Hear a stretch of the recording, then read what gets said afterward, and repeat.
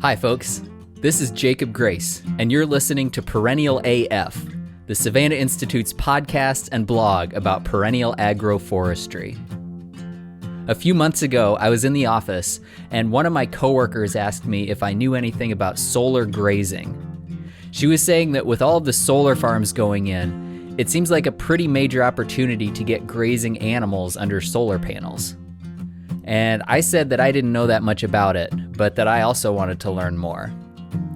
Just a couple weeks later, I found myself at the Practical Farmers of Iowa conference, listening to a presentation called A Bright Future with Solar Grazing. The presentation was being given by an Iowa farmer and entrepreneur named Steele, and as it turned out, he also hosts a podcast. So in this episode, we'll hear Aaron tell what he's learned about grazing on solar farms. Aaron and I quickly realized that many of the challenges of grazing under solar panels are similar to the challenges of grazing under trees in silvopasture systems. But we started by talking about the topic of Aaron's podcast, which is working with farm dogs. Yeah, there's been plenty of solar grazing nerding out lately. But I've been kind of into this book that might take us down a different path. This book is That's called fine. The Dogs That Made Australia by Okay. Guy Hull. And what a cool book it is. It's just basically a rundown of the history of both pre and post European settlement of Australia, and how the dog and various dog breeds and subspecies were fundamental to how that history played out and how Australia was developed, in particular how agriculture came to be in Australia. That's been a fascinating read for me. It's got a little bit of history, a little bit of culture, a little bit of social commentary, as well as a bunch of naturalism, and of course plenty of dog talk, which is right up my alley too. Yeah, I know we have that in the outline, but why don't we just kind of jump right into that? So you also host a podcast, which people can check out, which is the Farm Dog podcast. Do you want Farm to say a Dog, little bit yeah. about that? Yeah, absolutely. So Farm Dog is just about the working dogs of farming, ranching, and rural living. So I like to say that we'll talk about anything that helps us survive and thrive in our rural lives. So we Uh-huh. talk a lot about the dogs that actually help us make a living in agriculture. So that would include stock dogs or herding dogs, a lot of livestock guardian dog talk, as well as we get into pest control with terriers and that sort of thing. But occasionally we kind of stray into the hunting dog world too, because that's kind of part of that thrive side of living a rural life. And Yeah. so yeah, it's been a ton of fun to do that podcast and to talk to experts in that world, and talk to herding dog trainers and breeders and geneticists. And it's a fascinating thing to be here in the 21st century and still be, in many cases, relying on dogs as an integral part of making agriculture work. That there's still Mm. not a technology solution that is better than well-trained dogs in many cases. Yeah. That's so cool. I grew up on a farm and we had yellow labs growing up. So not they weren't doing a whole lot for us, but I I have met more recently people that have stock dogs or guardian dogs or other types of working dogs, and just kind of like you said, like we haven't found a better solution than a good dog in a lot of cases, and I just think that's really cool. Yeah, and thank goodness, because I love the dog aspect of it, and all the Yeah. more because they're absolutely necessary still. If there comes a point where our our system of agriculture has gone to a place where we no longer need dogs, or technology has replaced dogs, that'll be a disappointing day for me. So Yeah. I kind of hope it doesn't happen anytime soon. hmm and it makes me think about with virtual fencing. I was thinking the other day that like dogs were the original virtual fence in some Yeah. ways.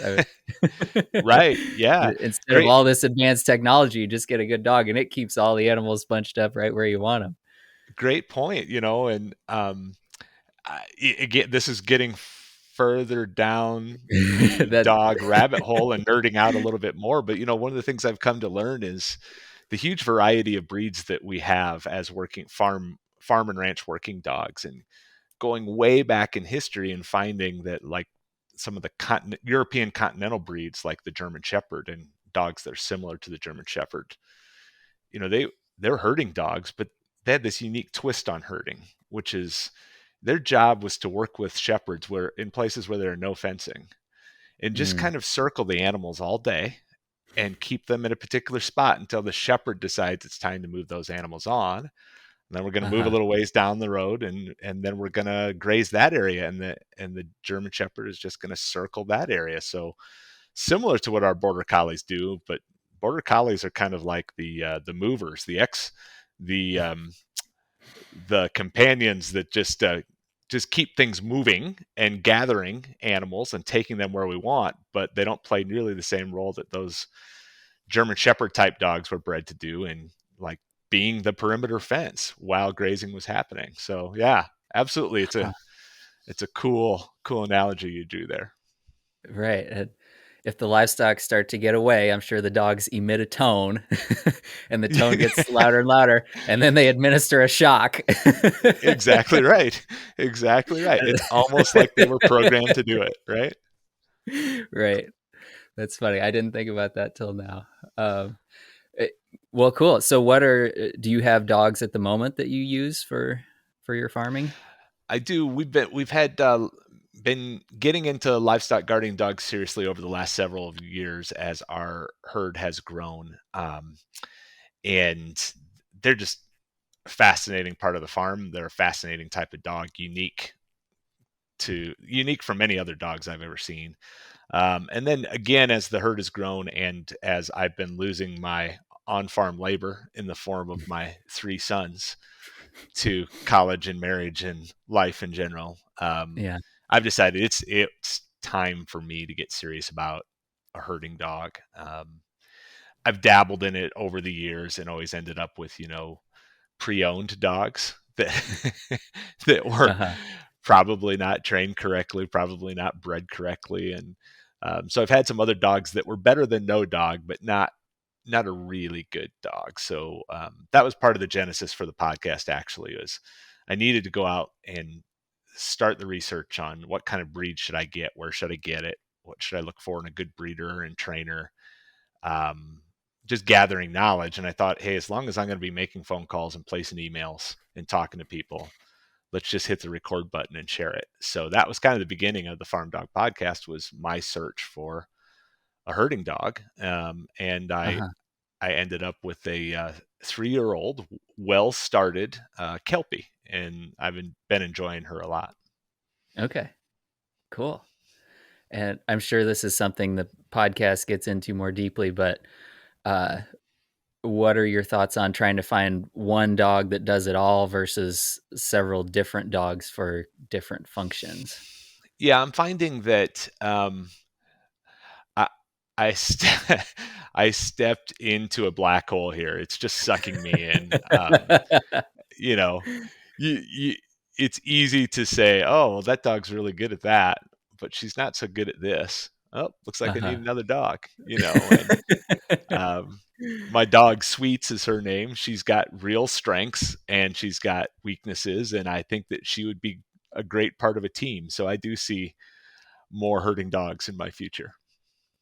Yeah, so why don't we talk a little bit about solar grazing? And I can say a little bit about how this came to my attention fairly recently. I think a theme of this conversation is going to be things that I know a tiny little bit about and you know a whole lot about, and hopefully you can kind of enlighten me on the basics of these things. But so a couple months ago, my boss asked me if I know anything about grazing livestock under solar panels. She said this was something that she'd just been thinking about. It seemed like a really big opportunity and didn't really know if this was something that people were talking about, if they were already doing it, if it was already happening. And we were like, surely somebody knows about this. And then it was weeks later, I was at the Practical Farmers Conference and saw you giving a talk on solar grazing with sheep. So it felt very fortuitous that those things kind of came together. But it, in a nutshell, or just kind of in a summary, what would you say to people who might have the same questions that my boss had about, like, are there people doing this, and what does it look like? Yeah. So the answer to that is there are people doing this, and in fact, it is quite well developed. Yeah. It's been a fascinating ride for me, and Jacob, it's going to be hard for me not to talk about my business and give you a The, full history on my yep. business in order to talk about solar grazing. So No, I'm not that making sounds it like a easy good way on to you do here. it. I'm just going Yeah. to let you work this out in the editing room. But yeah, so my business is called Goats on the Go. We are a national network of local goat grazing operators, or Hmm. targeted grazing operators, that in most of our local independent businesses that operate under our brand and receive our training and support primarily use goats for kind of hard target jungles of vegetation, nuisance vegetation, invasive vegetation. Um, we put a lot of goats in on the customer's property. We tackle that vegetation problem intensely, and then we get out and move on to the next project. And so consequently, our affiliates across the US, we have about 60 of them, have become really good about managing livestock in a portable fashion, and really good at working in sensitive places and in eye of the public, and making their customers look great. And so a few years ago, I came to be aware of this expanding market for solar grazing, and I Uh-huh. thought, oh my goodness! I mean, we've got this. The growth of the solar industry is just projected to be off the charts, and the ridiculous number of acres that are going to be in solar, and a large part of that solar is going to have what to a farmer looks like pasture underneath it, Uh-huh. right? Uh-huh. And indeed, there was already the American Solar Grazing Association and an expanding industry of managing that vegetation under solar panels with primarily sheep. Goats had already developed a bad reputation in that kind of fledgling industry for climbing on solar panels and chewing on cables, which is unacceptable. Uh-huh. And so some of our affiliates had already been mixing sheep in with their goats to on grassier sites, on sites that were where sheep could help out. And so it just seemed like a natural fit for us to be expanding into solar grazing. And so some of our affiliates are just beginning to get their first solar grazing contracts, and we have been in learning mode. So I'm not here to talk as an expert about solar grazing, but um, it is a fascinating thing. You have this symbiosis of um, huge development of the solar industry, um, these large solar farms that to some of the public are supplanting agriculture, Hmm. and they need vegetation maintained underneath. Because we Right. can't have even a single seed head grow up and shade the front edge of that solar panel, because we start to lose efficiency, right? Hmm. So put all those things together, and now we have vegetation control for the solar farm. We have continued agriculture, though in a different form than was probably already there, um, Hmm. but continued agriculture going on. So we've got two layers. We've got renewable energy production above, and we have regenerative agriculture going on below. And those two things together can do a lot to make the community and the public more receptive to the siting and placement of new solar farms near their community. So it really is a nice mix, and it makes sense all the way around.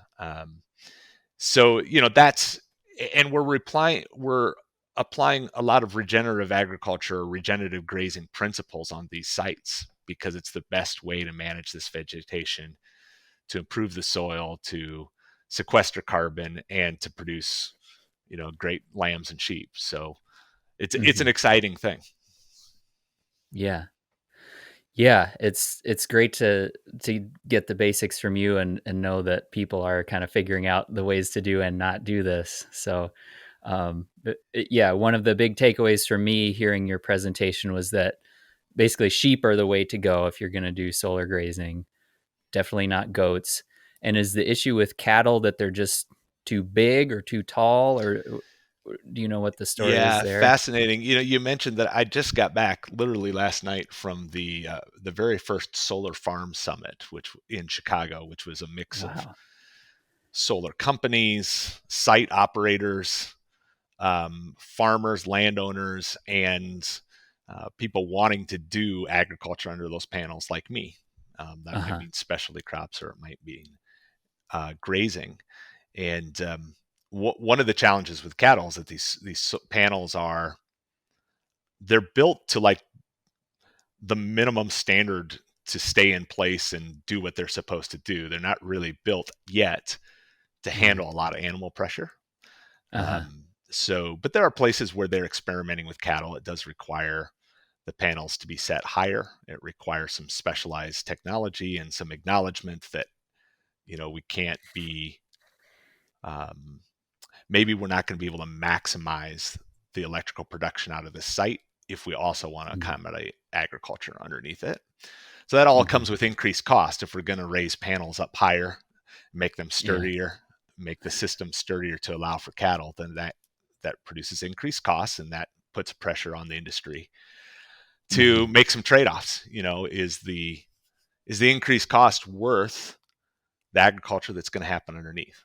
And I walked away from that summit feeling like it's inevitable Okay. that solar developers are going to have to figure out ways to design and build those structures so that they can accommodate a greater variety of agriculture, so that they can be really flexible in terms of what kind of agriculture can go on underneath right Mm-hmm. now. But that's all solar that is going to be built. Right now we have a lot of solar that is built, and Uh-huh. sheep seem to be the best livestock animal for actually managing vegetation there.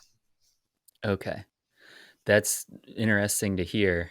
And I know something we think a lot about. So I work with the Savannah Institute, and we're really interested in agroforestry, which, Sure. trees are really a terrible combination with solar farms, but in some ways, trees are also the original solar panel. So, kind of like guard dogs are the original virtual fence. But there are options for other types of agroforestry crops or perennial crops that could maybe be lower down or be more shade tolerant, which is, I know, another big issue with solar farms. So, Yeah, exactly. yeah. I mean, I would suspect, I'm a livestock guy. I'm a grazing Uh guy.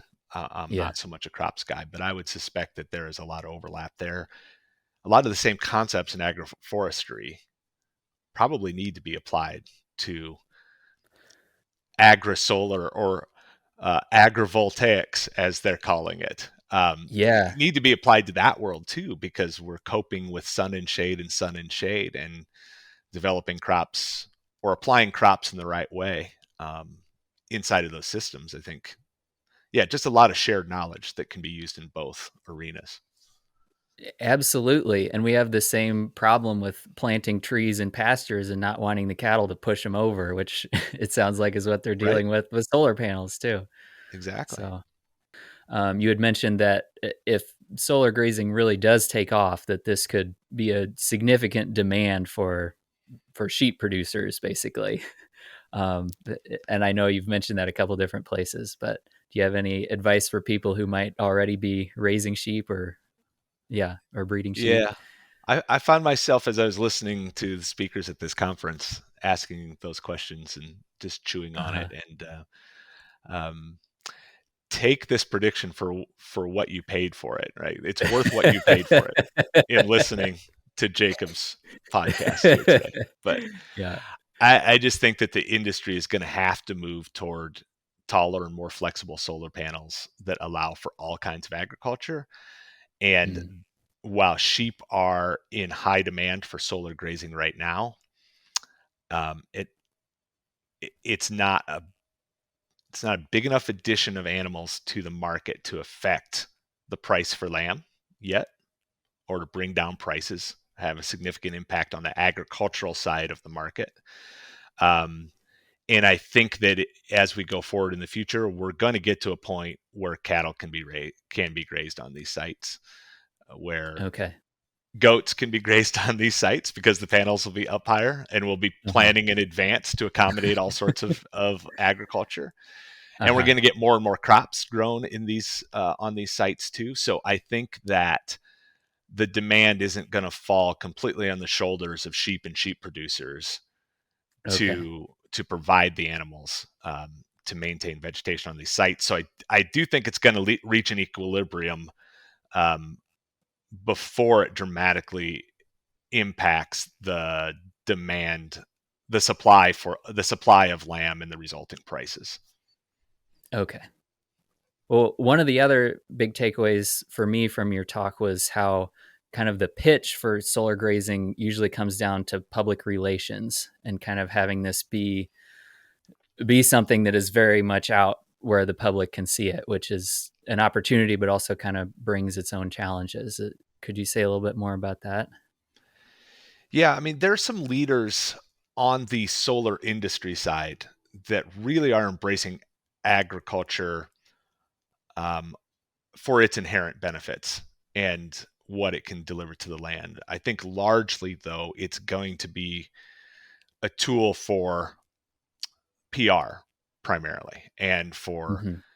public acceptance of these sites, because these sites can. I just saw at the summit, some pictures of some really horrible industrial looking sites where there is nothing but Uh-huh. glass and metal, Yeah. covering acres and acres and acres. So yeah, I think that is the pitch to communities and to the public, is that this is a dual use thing. We can double the impact of this land for society, um, for culture, for the earth, but that does come with challenges. Bringing livestock into places where they haven't been before is a challenge. Putting livestock in view of the public is often a challenge, and for the public to see the realities of agriculture, of animal agriculture. Mm-hmm. Um, even the best kind of animal agriculture still has death inherent in it, and Yeah. that can be a challenge. Um, one of the solar grazing companies that was there, one of the operators said that they don't lamb on these sites Mm-hmm. because lambing means more death. More death attracts predators. Mm. Predators create challenges that maybe we don't want to have in an environment that is so publicly visible. Right. Right down to little things like death attracts black-headed buzzards, and black-headed buzzards tend to perch on solar panels and leave deposits on panels that reduce efficiency of the panels. So Uh-huh. yeah, I mean, there is a lot of mesh there, I think, that needs to happen. Um, I think generally the public loves this idea. If we're going to have solar farms right next to our community or in our community, then if we can double down on regenerative agriculture at the same time, we love the idea. But I'm not sure that the public fully understands what animal agriculture is. And I mean, right Uh-huh. down to the nitty gritty, do they understand that that's not agriculture until those lambs go to market? Right? Right. Like, if they even made that connection, like sheep grazing just for the sake of grazing isn't really agriculture. It's not agriculture until it produces meat or fiber. Uh-huh. And I'm not even sure that the public broadly would understand that if they stand outside a solar array and watch what's happening and Mm-hmm. feel at peace in in this beautiful moment of watching the sheep graze on this site right underneath the production of renewable energy. Uh-huh. That they are able to bring themselves to the final conclusion about what that means Mm-hmm. when they call it agri-solar or agrivoltaics or Right. regenerative agriculture. You're listening to a conversation with Aaron Steele, owner of Goats on the Go and Sheep on the Go, and host of the Farm Dog podcast. After a break, we'll hear Aaron talk about how he started his business, and we'll get to hear his most embarrassing farm story. This podcast is made possible by the Grassland 2.0 project, which is working to transform Midwest agriculture to perennial agro-ecosystems. Grassland 2.0 believes that caring for ourselves means caring for the land, and that perennial farming methods like managed grazing and agroforestry are our best option for doing so. You can learn more and get involved at grasslandag.org. Perennial AF is also sponsored by Canopy, a perennial farm management and tree crop nursery based in Illinois and Wisconsin. Launched in 2022 by the Savannah Institute and Grantham Environmental Trust, Canopy is helping scale up the transition to agroforestry by expanding plant material and services in the area. We know not everyone has the time or equipment to establish a farm-scale perennial system on their own. Canopy's mobile fleet of equipment is specially designed for planting and maintaining perennial systems. Canopy can help you plan, plant, and manage your tree farm at an affordable price. Learn more about services available in your area at canopyfm.com. Canopy also sells plant material through its bare root tree crop nursery, growing the supply for in-demand crops in the area. Look for black currants, walnuts, pecans, depending on where you're from, hazels, heartnuts, persimmons, and elderberry, available in Canopy's online store at canopyfm.com. All right, let's get back to my conversation with Aaron Steele. I wanted to ask him more about how he started his contract goat business, in which people pay him to bring in his goats to eat unwanted plants and brush. As it says in the official Goats on the Go website, no goats, no glory.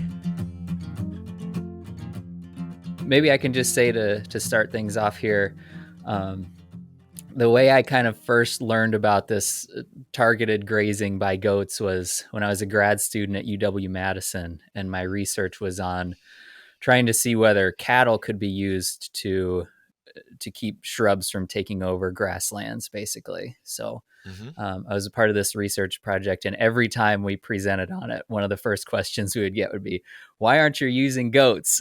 And we'd usually say, well, because everybody we know who raises goats and can do this kind of thing is booked out for years in advance, with people wanting them to come in and do brush management. So I know it sounds like how you got into the whole solar grazing side of things was through this targeted brush management with goats. And now I get to learn more about what it's like on the other side for the people that are running a business like this. So do you want to just say a little bit about the origins of Goats on the Go and kind of how it got to where it is today? Yeah, I'm happy to. We started Goats on the Go here in Ames, Iowa in 2012. And we did it almost not a goof, but just kind of as a fun little moonlighting gig,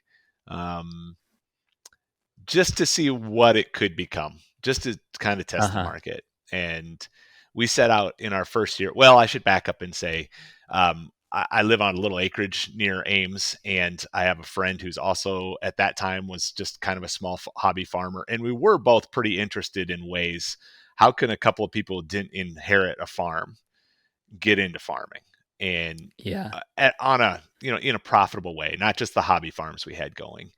And we saw goats as a potential opportunity for that, but land is so stinking expensive.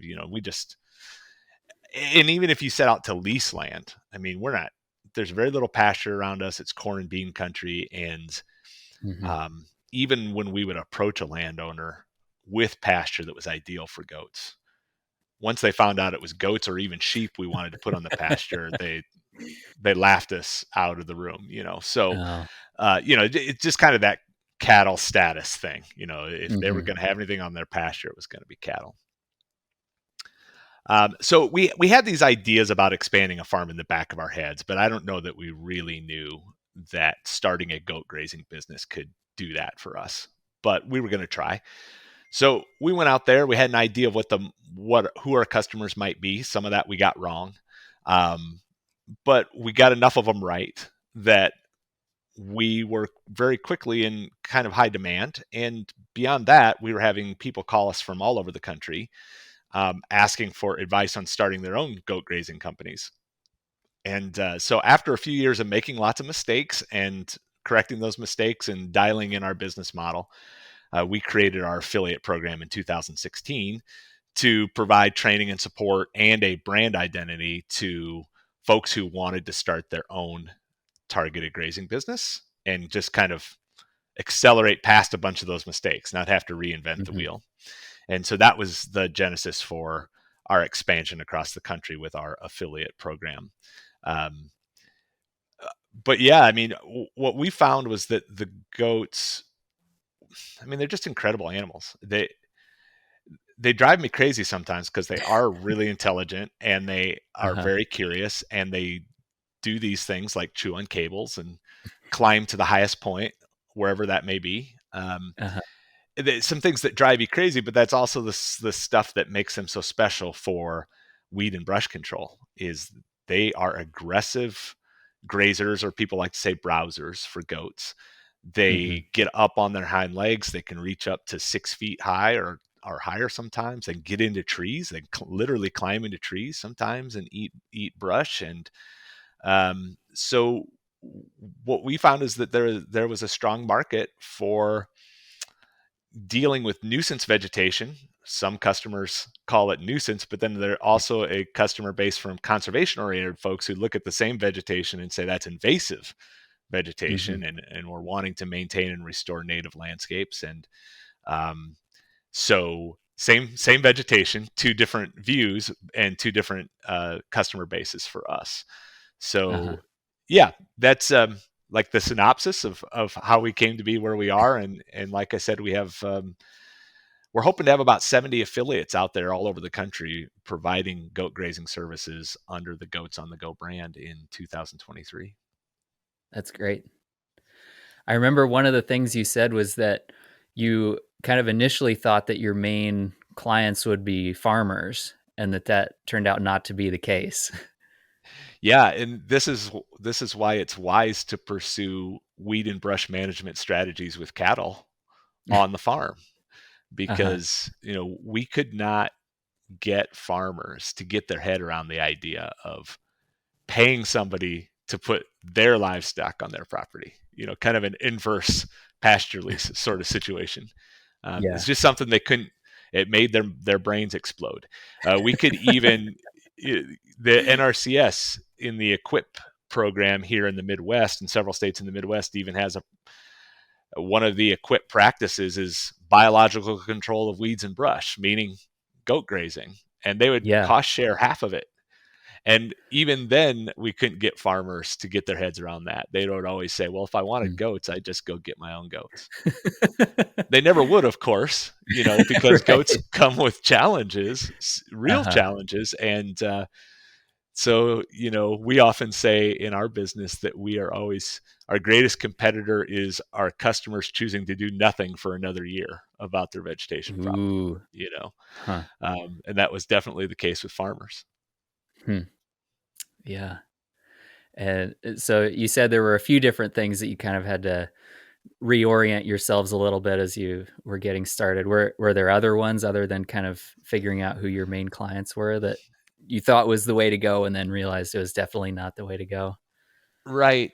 Yeah, I mean, that was the big issue with customers. I think we found other customers along the way. We were right about a lot of our anticipated customers, and we found Uh-huh. additional ones as we went along. And that never ceases to amaze me. It's we've done school playgrounds, we've done drainage ditches, retired landfills.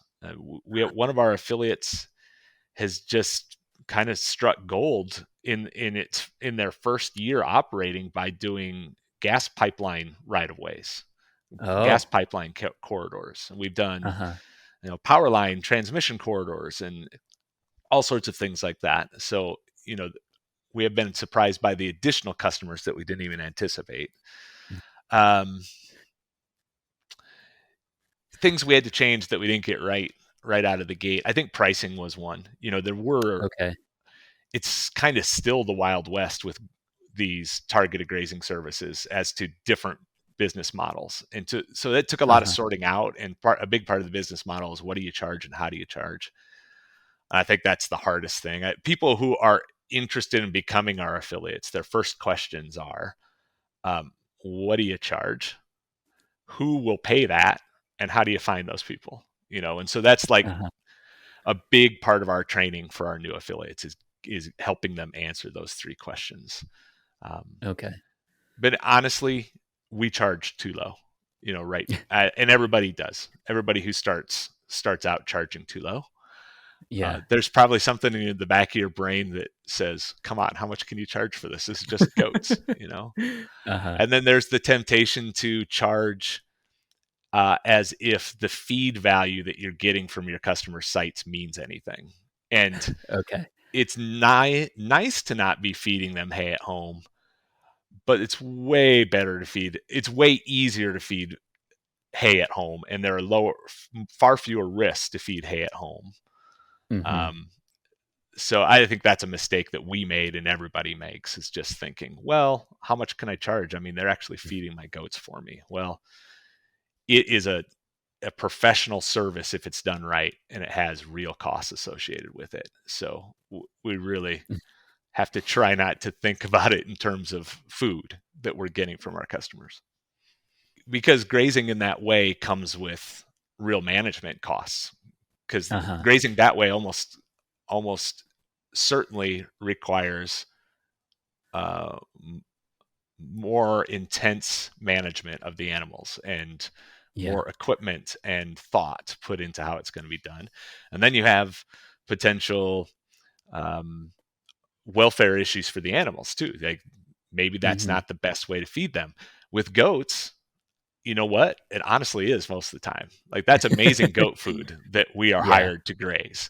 Uh-huh. So that's one thing we don't have to worry about. But if you're managing cattle with various practices to get them to eat stuff that's not particularly natural for them, or that they don't go to first, it could be Mhm. because there are some nutritional issues there, and so there's a more concern. But that's not the Right. case with goats. I mean, they're amazing that way. Yeah. Yeah, if the cattle are starting to eat your trees, they're probably also starting to try to get out of your fences and stuff like that too, Oh yeah, so, right, yeah. right. Okay, the one other thing I kinda wanted to talk about with this was, you had mentioned in one of the talks I heard about goats on the go, how maybe one of the most unpleasant parts of it is setting up the netting, the fence around wherever the goats are gonna go, and how it it's just miserable in a lot of ways, but it's also the thing that you or that the farmer is willing to do that other people maybe aren't willing to do. So it's kind of the thing of value that you're providing, and is kind of the way to get into, the way to have a business in some ways. And um, what do you think about that, in terms of the potential for virtual fencing and other things that might get rid of some of the need for that, for the net fence all the time? Yeah. Almost from the beginning, we've been training our affiliates to put the value on something other than the labor. You know, the labor of putting up that fence is expensive, and it's time consuming, and it's just physically hard work. And so Yeah. the temptation is there to say, customer, you are paying me because you don't want to set up that fence. Mm. And that's why there's value in the business. But we've been telling our affiliates since long before we heard about some of these virtual fencing solutions that no, don't. That's not where the value is. The value is in our expertise. The value is in being able to successfully raise hardy goats that can come out here and do this job. The value Mm. is in the public relations and how well you communicate with the customer and how well you understand the customer. So as we start stepping into a world where we may not have to use and set up this portable electric net fencing, Hmm. we're just gonna double down on that. Um, we've got value to deliver that is more than just the hard labor of setting up those fences.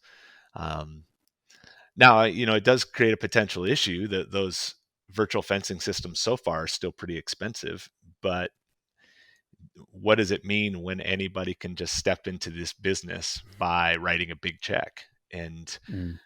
um, I think that there's a lot of learning still to be done in setting up those fences. Those fences aren't just about, we're not just learning how to set up fences. We're learning how to mob graze animals, where we're learning about animal behavior and animal psychology and how they interact with those fences. We're, you know, it almost sounds silly, but we're looking at animal patterns on a site. We're often looking for an open deer trail to set up our fences in because it's easier, Yeah. Yeah. But there's just a lot of on the ground interaction, like feet on the dirt with climbing hills and observing the landscape in which your goats are going to live for the next week and eat and get all their nutrition. Mm. There's just a lot that comes from that. And I don't know that you get that same understanding if you never had to set up that fencing before.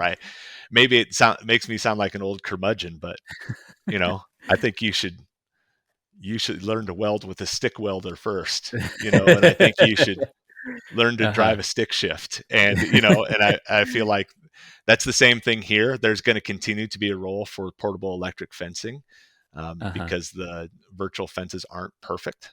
Um, but I'm super excited about the additional opportunities that those virtual fences give us. Don't get me wrong. I'm really excited about moving those goats from my couch in the living room on my phone, but it doesn't replace the expertise and the knowledge, that you Yeah. need to have, that you get from being there right on site and really considering um, what benefit this is going to have for your goat herd over the next stretch of time while they're there serving that customer. Yeah. All right. This is going great. And I think we can wrap things up here with some story prompts that we'll see how this goes. These can get cut if we want. But the first one is tell us about a surprising animal encounter you've had. And between goats and farm dogs, I'm guessing you've had quite a few. Yeah, give me a second. Let me think about that. A surprising animal encounter. Well, we've had many funny / frustrating stories with goats, from goats that 39 of them load fine on the trailer and the 40th one bolts, and a 20-minute run to pick up a load of goats turned into a 4-hour adventure. Oh no. That's a pretty common story. Our affiliates have really fun pictures of goats stuck in window wells of suburban homes, and um, I've got a picture of a goat kid. He was maybe 4 or 5 months old, and he found the one spot in a 2-acre paddock to stick his head that would trap him. The one spot, it was a honeysuckle that had grown like 2 stems, but then kind of crossed back over itself again, and so it Mm-hmm. made a little oval, just head-sized oval, Uh-huh. and that goat. Why did that goat stick its head through it? There's no reason why that. There was nothing on the other side of it that it couldn't have just stepped around the tree for, but it stuck its head right through. So stuff like that is pretty common with goats. Um, Uh-huh. yeah, we just this last fall we had fun fun because it all turned out well, but it Mm-hmm. could have been gone south on us. We were informed by a nearby farmer that he rolled up and showed us the picture from his trail cam of a mountain lion that was just a quarter mile from where our goats had been spending a good stretch of the summer. Um, Whoa. and so, we're not we get occasional mountain lions passing through Iowa, but we're not really used to it. That still seems like Yeah. high adventure to us, Yeah. so that was really interesting, and we were on high alert for a little while. We didn't have anything bad happen. I attribute that to our livestock guardian dogs mostly, but um, Iowa doesn't seem like a wild place, but nature is out there, and we get to Yeah. interact with it on a daily basis. It's good stuff. Yeah. I heard there was a bear within the last couple of years in northern Iowa that had just like gone into a cornfield and was just like eating itself sick and just rolling around. I don't know how Just close that was to you. yeah, not particularly close to us, but yeah, just heaven for a bear if he doesn't mind being lonely, I guess. There's always stories of every year an elk or a moose or a bear, wanders a little too far from home, finds itself in an Iowa cornfield. Yeah. This is amazing. It's all Yeah, sugar right here. that's right. Yeah. All right. Well, we're kind of getting into these already, but What's your funniest embarrassing farm story? Oh, funniest embarrassing farm story. Um, Look, Jacob, these things, if you farm long enough, these things that you're embarrassed about, you suspect it's happened to everybody, and and it's But probably nobody true. talks about it, They so just you don't don't want to know. talk about it. Look, this isn't one instance, which is part of the embarrassment. I can't tell you how many trailer jacks I've ruined by hitching up and rolling away without cranking the jack all the way up or removing it. Yeah. I Yep. mean, how many of those do you have to screw up before you learn your lesson? And it apparently is at least 12. 12 is a good number. That's maybe one a year. I don't know, but Yeah. I'm And sure other people have done that too. yeah, I bet no one will admit to 12, but I suspect. That's good. This is the group therapy part of the That's podcast. right. We got to get Yeah. it out. All right, then we can end with this last one, which is intentionally open-ended, but any good stories from past generations? So I'm a generation removed Mm, from the family farm. yeah. And I grew up in town, a town kid, a city kid, if a town of 12,000 people is a city. But Uh-huh. I was a city kid, and we would go and stay at my grandparents' and then my aunt and uncle's farm. They took over the family farm. We'd stay Uh-huh. there when my parents went away or something, and it's like anything. When you look back on it, it seemed like we went 5 times a summer. It was probably once every 3 years that we went and stayed and helped with chores. And Yeah, um, I just love that. Uh, and it was it plays a big role in where I am now, even though it was probably just a few weekends, that we went and stayed there and helped with chores. Um, mhm, but what I think is cool is that my grandma and grandpa have passed now, but my aunt and uncle and some of my other aunts and uncles and cousins who actually, did grow up on the farm, they think that what I do now is cool, right? Like, that's which is great. the biggest honor ever, because there's Yeah, still a lot of Iowa farmers out there who scoff at goats, you know, um, mhm, and scoff at sheep, pasture maggots and such. And if it's not cattle or pigs in confinement, they're not taking you seriously. So to have like real Iowa farmers, um, mhm, who are above me generationally, think that what I'm doing is exciting, uh-huh, um, and that they actually look at it as agriculture. yeah, That is like a huge honor to me. that's great. That's a really good note to end on.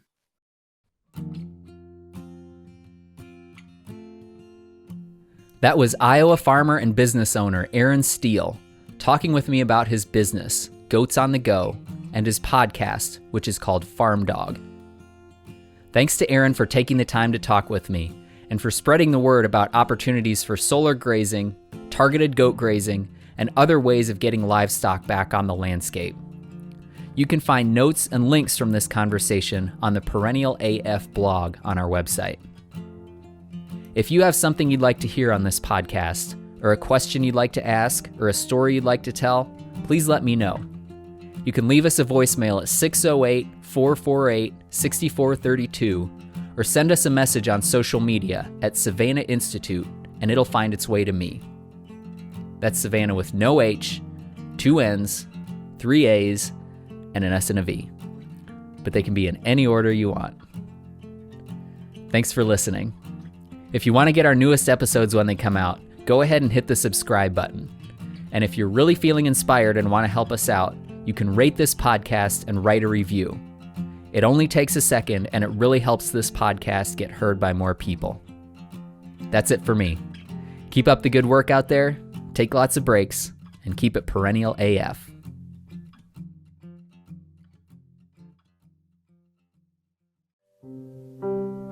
Want to see a future that's perennial AF? If you're listening to this podcast, there's a good chance you're already taking steps to make that happen. But did you know you don't have to be a farmer or a researcher to make a big AF impact on climate change? Here at the Savannah Institute, we lay the groundwork for widespread agroforestry throughout the Midwest, conducting the research, education, and outreach necessary to transform agriculture and combat climate change. But we can't do this alone. Even with a rockstar lineup of tree crop breeders and community agroforesters and technical service providers, transformative change requires a community of people working together, and we need you. Becoming a monthly donor is one of the best ways to be a part of the transformation and affect positive change for our climate. Visit our website at savannahinstitute.org/give to learn more.